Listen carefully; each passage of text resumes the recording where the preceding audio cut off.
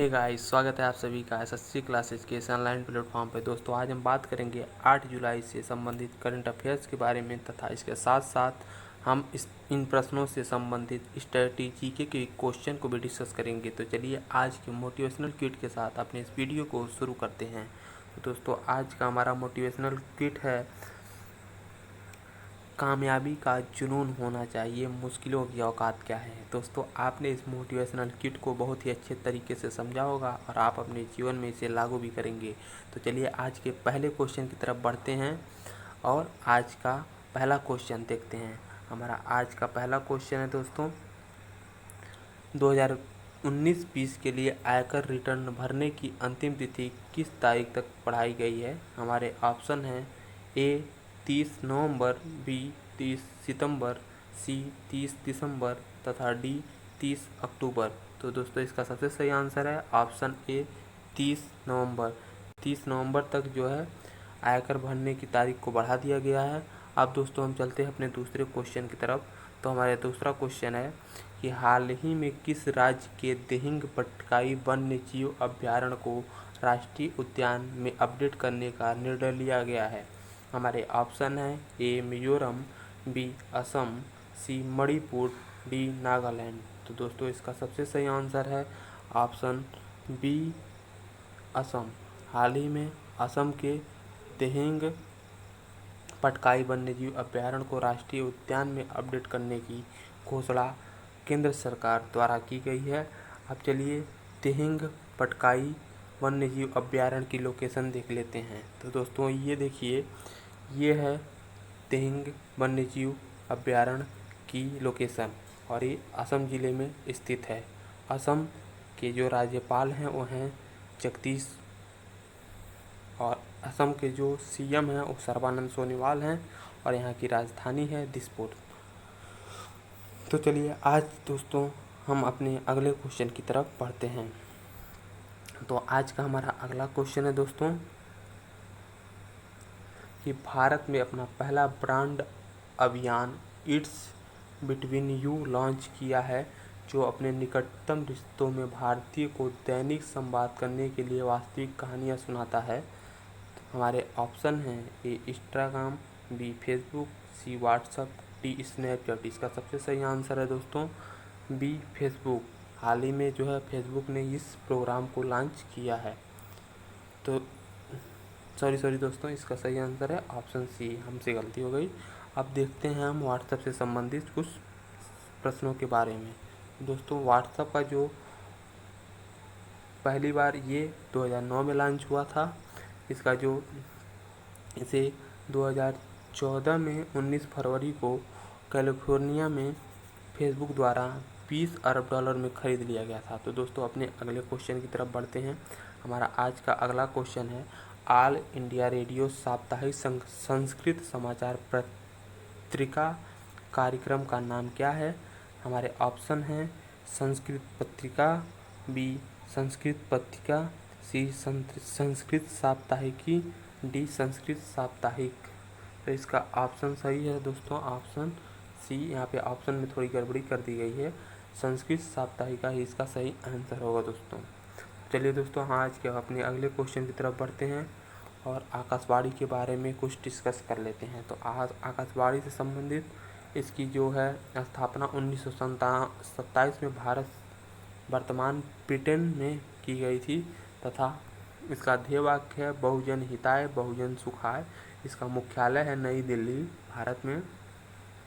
दोस्तों, हम आज के अपने अगले क्वेश्चन की तरफ बढ़ते हैं। हमारा आज का अगला क्वेश्चन है, किस राज्य केंद्र शासित प्रदेश सरकार ने लीड के रूप में एक ई लर्निंग प्लेटफॉर्म नामक लॉन्च किया है, जिसमें कक्षा 1 से 12 तक के छात्रों को 10,000 शिक्षण सामग्री और पाठ्यक्रम सामग्री शामिल की जाएगी।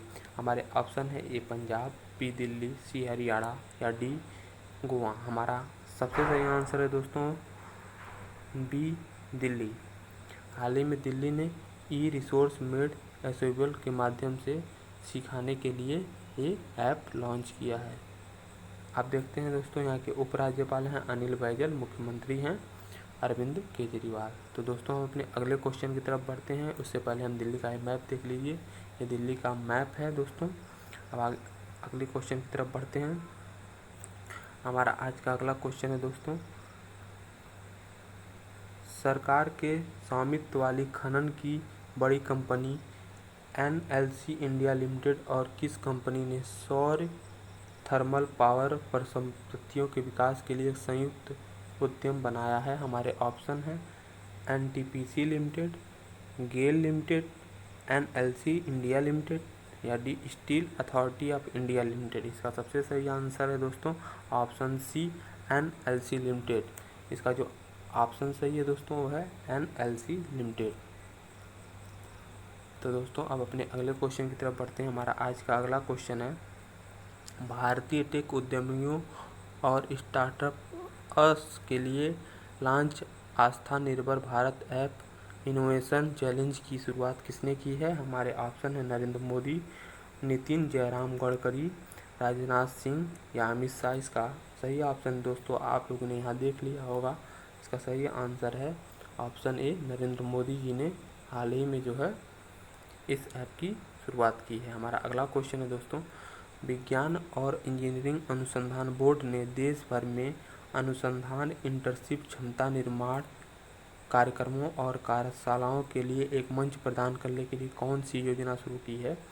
हमारे ऑप्शन है ए विज्ञान योजना, विज्ञान में तेजी लाना या एक्सीलेटर साइंस, त्वरण विज्ञान या विज्ञान प्रगति। इसका सबसे सही आंसर है दोस्तों ऑप्शन बी एक्सीलेटर साइंस, विज्ञान में तेजी लाना। तो चलिए दोस्तों अपने अगले क्वेश्चन की तरफ बढ़ते हैं। हमारा अगला क्वेश्चन है, मिशन वृक्षासन 2020 अभियान किस राज्य सरकार द्वारा शुरू किया गया है? हमारे ऑप्शन हैं उत्तर प्रदेश, हरियाणा, पंजाब या बिहार। इसका सबसे सही आंसर है दोस्तों ऑप्शन ए उत्तर प्रदेश। हाल ही में उत्तर प्रदेश राज्य सरकार ने ये जो है वृक्षारोपण कार्यक्रम की शुरुआत की है। अब देखते हैं उत्तर प्रदेश से संबंधित कुछ महत्वपूर्ण प्रश्नों के बारे में। और सबसे पहले हम देख लेते हैं उत्तर प्रदेश की जो राज्य सीमा है वो किन किन राज्यों से टच होती है। तो सबसे पहले इसकी राज्य सीमा टच होती है उत्तराखंड, हरियाणा, राजस्थान, मध्य प्रदेश, बिहार, झारखंड तथा छत्तीसगढ़। इन 7 राज्यों से जो है उत्तर प्रदेश की सीमा टच होती है। अब देखते हैं इसके बारे में अन्य इम्पॉर्टेंट क्वेश्चन। तो दोस्तों उत्तर प्रदेश की जो है स्थापना की गई थी 24 जनवरी 1950 को और इसकी राजधानी है लखनऊ। इसमें जिले क्या 75, आप इसको याद कर लीजिएगा जो यूपी स्पेशल बच्चे होंगे। राज्यपाल हैं आनंदीबेन पटेल, राज्यपाल हैं दोस्तों आनंदीबेन पटेल। इन्होंने हाल ही में MP के राज्यपाल का अतिरिक्त कार्यभार भी संभाला है। मुख्यमंत्री हैं योगी आदित्यनाथ जो भाजपा से हैं और 2 उप मुख्यमंत्री भी हैं दोस्तों यहाँ के, केशव प्रसाद मौर्य और दिनेश शर्मा। और यहाँ के मुख्य सचिव हैं दोस्तों राजेंद्र कुमार तिवारी। अब दोस्तों अपने अगले क्वेश्चन की तरफ बढ़ते हैं। हमारा अगला क्वेश्चन यही है, लेकिन इससे पहले हम देख लेते हैं उत्तर प्रदेश के पुलिस महानिदेशक के बारे में जो यूपी परीक्षाओं के लिए महत्वपूर्ण है। ओम प्रकाश सिंह ही यहाँ के पुलिस महानिदेशक हैं। हमारा अगला क्वेश्चन है दोस्तों, RRDAI द्वारा गठित ठेकेदारों के लिए निश्चित बॉन्ड की पेशकश करने वाले बीमाकर्ताओं की उपयुक्तता का अध्ययन करने के लिए कार्य समूह का प्रमुख कौन बना है? हमारे ऑप्शन है G Srinivasan, B PR Seshadri, C Mahesh Kumar Jain, D PS जय कुमार। तो हमारा इसका सबसे सही आंसर है दोस्तों ऑप्शन ए। हाल ही में जो है G श्रीनिवासन को इसका अध्यक्ष बनाया गया है, प्रमुख बनाया गया है, सॉरी दोस्तों। अब हम देख लेते हैं IRDA से संबंधित कुछ महत्वपूर्ण प्रश्न।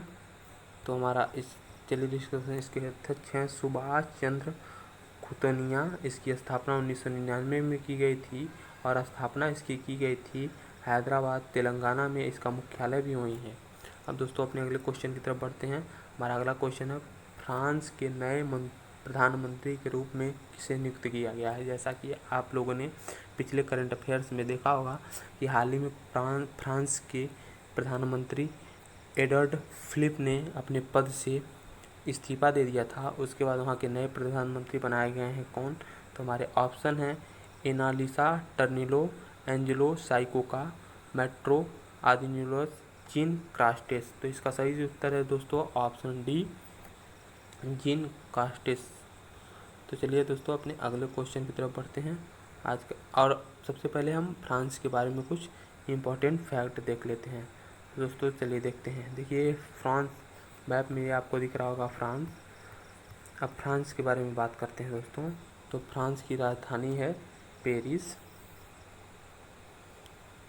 फ्रांस की राज्यभाषा है दोस्तों फ्रांसीसी। यहाँ के राष्ट्रपति हैं एमानुएल मैक्रोन, प्रधानमंत्री बदल गए हैं। यहाँ के जो संसद का नाम है वो सीनेट नाम है दोस्तों।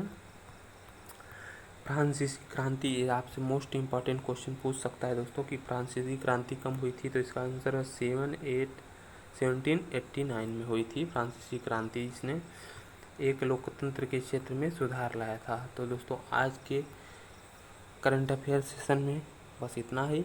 आप इस वीडियो को ज़्यादा से ज़्यादा लाइक करें, सब्सक्राइब करें तथा शेयर करें हम, ताकि हमको मोटिवेशन मिले और हम और अच्छी वीडियो बना सकें। तो चलिए दोस्तों आज के लिए बस इतना ही। धन्यवाद।